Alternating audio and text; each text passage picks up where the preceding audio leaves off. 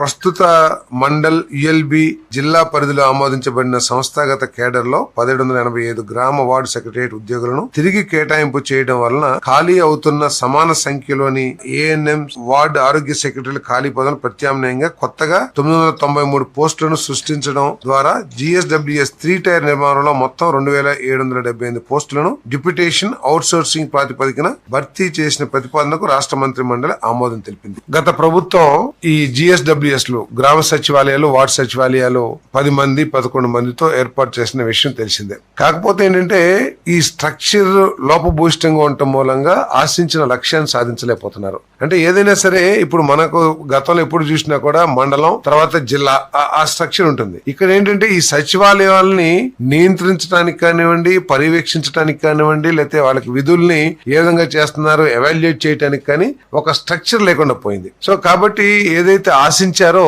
ఆశించిన స్థాయిలో పనులు జరగట్లా. గత ప్రభుత్వం అనాలోచితంగా చేసిన కార్యక్రమం కానివ్వండి, లేకపోతే ఎందుకు జరిగింది తెలియదు కానీ దీనికి ఇప్పుడు ఈ ప్రభుత్వం 3 టైర్ స్ట్రక్చర్ ని ఏర్పాటు చేయాలని చెప్పేసి జిల్లాలో కూడా GSWS పెట్టేసి ఈ ఉన్న ఎంప్లాయీస్ అందరినీ కూడా రీలొకేట్ చేయాలని నిర్ణయం తీసుకోవడం జరిగింది. మరి దాని ద్వారా ఏర్పడే 993 పోస్టులను సృష్టించడం, అదేవిధంగా 2778 పోస్టులని డిప్యూటేషన్ మీద గానీ అవుట్ సోర్సింగ్ మీద గానీ అపాయింట్ చేసుకుంటానికి చేసిన ప్రతిపాదనని మరి ఆమోదించడం జరిగిందని చెప్పేసి నేను మనవి చేస్తాను.